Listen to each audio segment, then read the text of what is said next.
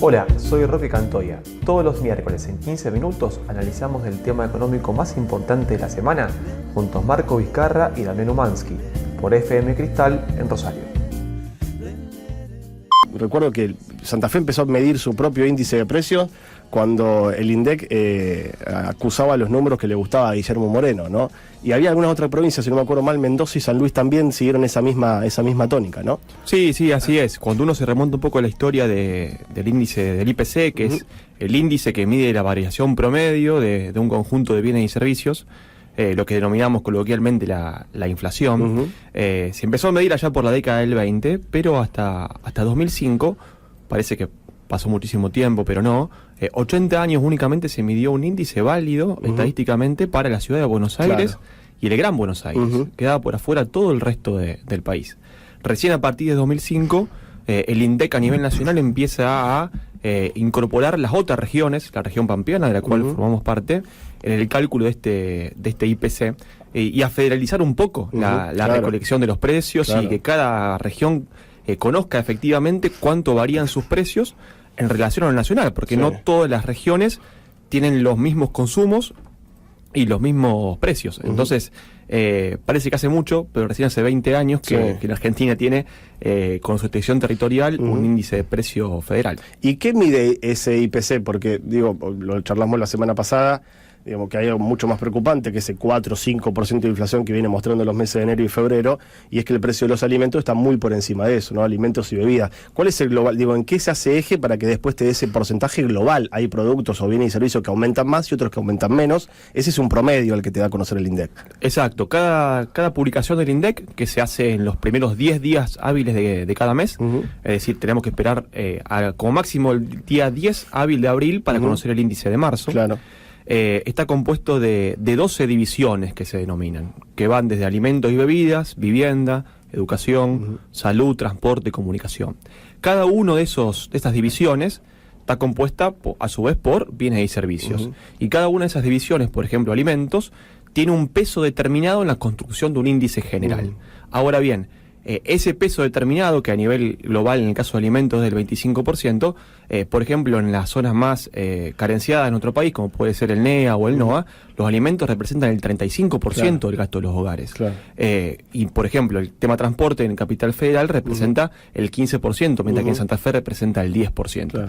Todas estas cuestiones hacen que los precios que efectivamente veamos en los comercios y que nos parezca: che, aumentó más que un 5% lo que estoy pagando de carne, lo que estoy pagando de vivienda, lo que estoy pagando por la salud privada, por la educación de mis hijos, no se vea después reflejado en el IPC que publica el INDEC. Porque lo que se mide es una canasta consumo promedio. Que se mide a través de la encuesta permanente de hogares. Después, de acuerdo a cómo esté compuesto el hogar, si hay niños en edad escolar, si hay adultos mayores, si son toda gente que trabaja, por supuesto que los consumos van cambiando. Lo que se mide es un promedio de todos estos pesos que yo te digo, de alimentos, de vestimenta, de transporte, de vivienda, de salud, de educación, de comunicación también. Claro, hay una inflación que cambia de acuerdo a la región y también a la composición familiar. Claro, lo que se mide es un promedio, pero después cada hogar lo percibe y lo ve modificado su poder de compra mensualmente de manera distinta de acuerdo a sus propios patrones de consumo. Y esto cambió, corregidme si me equivoco, en la década del 90 se medían otros productos, otros bienes y otros servicios y después se modificó. Sí, como te decía, la canasta de consumo que se mide habitualmente, ¿cómo se mide esto? Hay encuestadores que van presencial a supermercados, almacenes y también a otro tipo de comercios. Hay algunos precios, como los precios regulados, que no se miden de manera presencial, sino por cuadros tarifarios que tienen los entes de control, el gas, el combustible, la luz, el agua, también la salud privada, la educación privada. Y hay otros precios que directamente se determinan a través de consultas telefónicas o paneles web. La EPH, la encuesta permanente de hogares, va actualizando casi cada 10 años más o menos cuál es esa canasta representativa, porque obviamente los consumos de los hogares no son los mismos ahora en 2022 que el que era en la década del 90. Probablemente el rubro comunicaciones pese mucho más ahora que lo que pesaba hace 25 años. Claro. Roque, si uno repasa los números a nivel internacional de la inflación del año 2021, salvo Venezuela, 686,4%, y Sudán, 115,5%, le seguimos nosotros, la República Argentina, como el país más inflacionario del mundo. Por encima de Surinam, Yemen, Zambia, Irán, etcétera. ¿Por qué en Argentina se dan estos números de inflación? Digo, seguramente es multicausal. La cuestión tiene que ver con cuestiones meramente del ámbito económico, influyen cuestiones hasta culturales, políticas, de confianza. ¿Cómo lo analizás? Sí, es un poco de todo eso. Sin duda nosotros tenemos como argentinos una historia traumática, un historial clínico, como podría decir un médico, bastante traumático en relación al devenir de la inflación. La inflación se empieza a aparecer en el país aproximadamente en la década del 30 y desde finales de los 60 empezamos a ver cada vez de manera más recurrente lo que se denominan planes de estabilización. Esos planes de estabilización adquirieron distintas formas según la orientación ideológica de cada uno de los gobiernos. La convertibilidad, entre otras cosas, fue un plan de estabilizar luego de las dos hiper del 89 y del 91. Sin duda que esa historia que nos atraviesa a todos los argentinos influye en los comportamientos protectivos que como actores económicos, el actor económico no es solamente un gran inversor, somos todos nosotros al tomar decisiones de consumo. Un ama de casa. Un ama de casa. Entonces, cuando instantáneamente vemos que nuevamente hay un rebrote inflacionario de esta magnitud, que anualizado da más del 60%, todos asumimos comportamientos protectivos que terminan generando lo que se denomina la inflación inercial. Todos colaboramos que la inflación del próximo periodo sea mayor.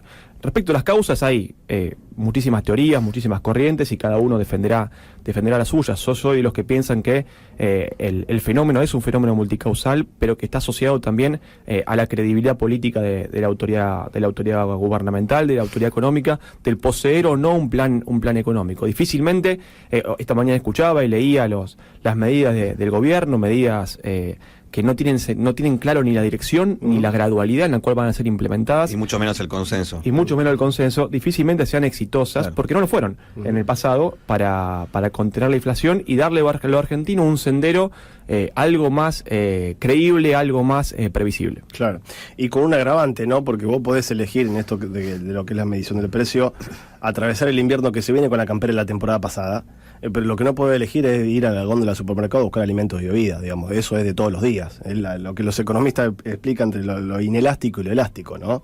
Así es. Y con un país con casi un 50% de pobreza, esto es realmente complejo.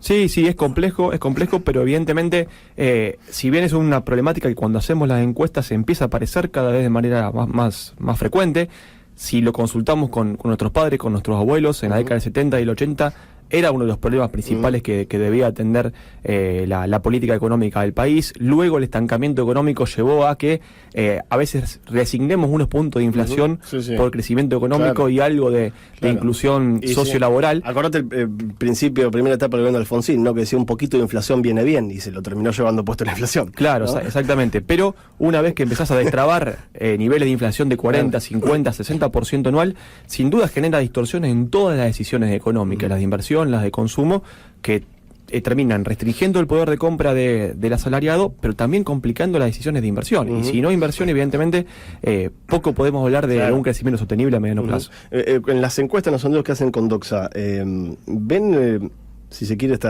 una suerte de resignación, digo, en la respuesta con respecto a lo que es la historia de la Argentina con la inflación? Decir, bueno, miren, esto es parte del paisaje, digo, mi abuelo la sufrió, mi papá también, ahora la estoy viviendo yo, o ves que, digo, en algún momento esto se puede acomodar. Lo que en general uno ve es que casi 8 de cada 10 rosarinos, en este caso puntual, tienen expectativas económicas negativas. Consideran que estamos mal y vamos peor. Y esto ha atravesado a los últimos años de la gestión de Mauricio Macri y casi todo el periodo que lleva Alberto Fernández. Por supuesto, en un contexto muy complejo. Pero más allá del perfil ideológico, y esto no es neutral, por supuesto, pero la biblioteca está dividida, lo que no se observa es un plan económico claro, ni de crecimiento ni de estabilización de precios. Todas las medidas han sido espasmódicas, han sido más de maquillaje mediático, nos guste más o nos guste menos ver algunos muchachos con un busito intentando controlar precios. Eso en términos concretos no es efectivo, no ha dado resultado, y le debemos sumar ahora lo que va a ser en marzo una inflación importada por la guerra, por el La aumento, guerra. por el aumento de los combustibles y también cuestiones estacionales que empiezan a jugar más fuerte. Ujú. Y hablabas de la inversión, que esto también lo compromete, ¿no? El alto índice de inflación.